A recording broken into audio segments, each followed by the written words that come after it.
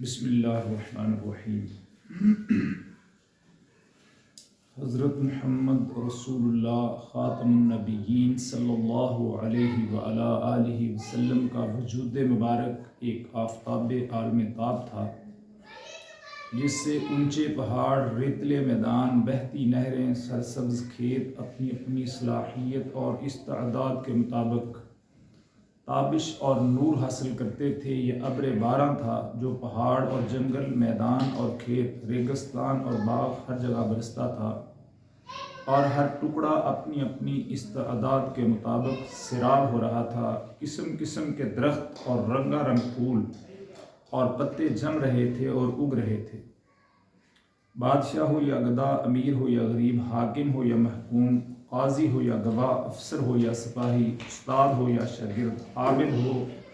عابد و زاہد ہو یا کاروباری، غازی ہو یا شہید، توحید کا نور،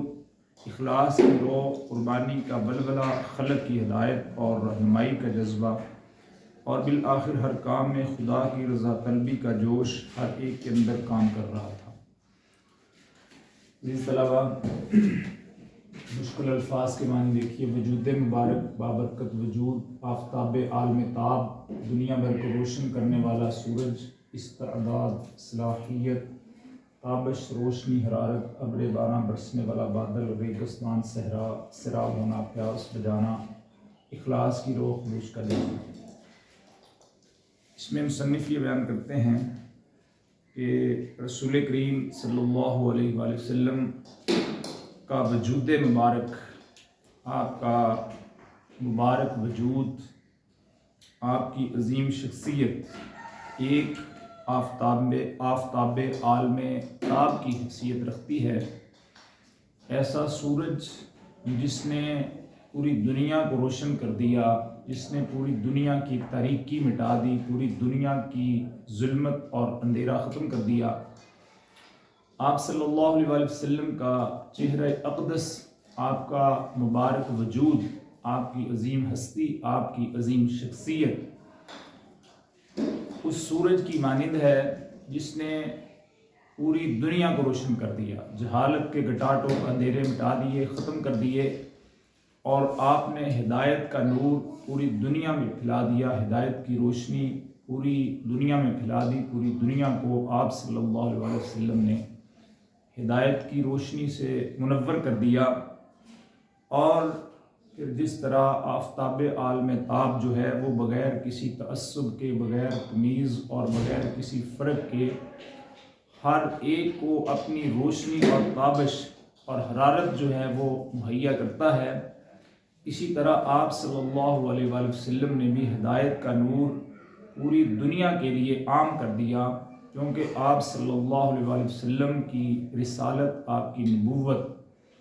آپ کی ہدایت بغیر کسی زمان و مکان کی قید کے تھی۔ آپ مخصوص کسی ایک علاقے کے لیے پیغمبر بن کر نہیں آئے،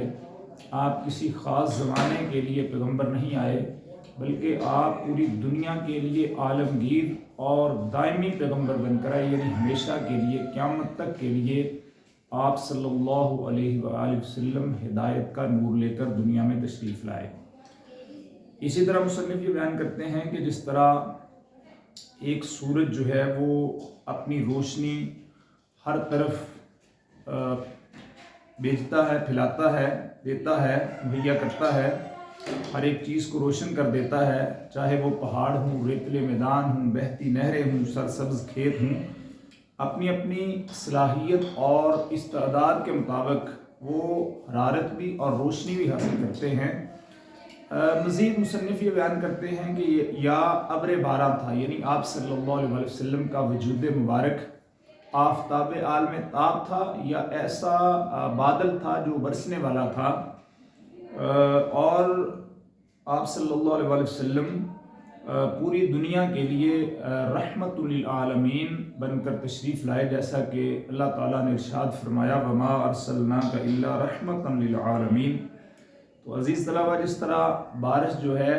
وہ ہر علاقے میں برستی ہے، چاہے پہاڑ ہوں، جنگل ہوں، میدان ہوں، کھیت ہوں، ریگستان ہوں یا باغ ہوں، گنے باغ ہوں، جو بھی زمین کا خطہ ہے وہ زمین کا ٹکڑا ہے،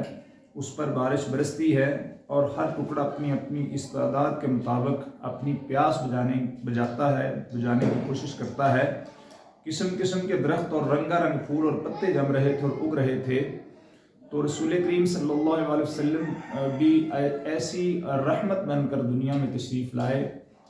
جو ہر ایک کے لیے عام تھی، انسانیت کے لیے بھی، حیوانیت کے لیے بھی، آپ انسانوں کے لیے بھی، جانوروں کے لیے بھی، آپ سیاہ کے لیے بھی، گورے کے لیے بھی، سفید کے لیے بھی، عرب کے لیے بھی، عجم کے لیے بھی،